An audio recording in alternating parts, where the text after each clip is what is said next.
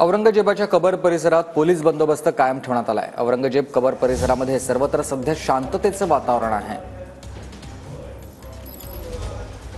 मागचे 15 दिवस औरंगजेबाची कबर उकरण्याचा मुद्दा महाराष्ट्रात राजकीय वातावरण तापवत होता। मात्र सध्या आपण जर बघितलं तर छत्रपती संभाजीनगर जिल्ह्यातल्या खुलताबाद इथल्या औरंगजेब कबर परिसरामध्ये शांतता आपल्याला पाहायला मिळते। शांतता जरी या ठिकाणी पाहायला मिळत असली तरी पोलीस बंदोबस्त मात्र कायम आहे।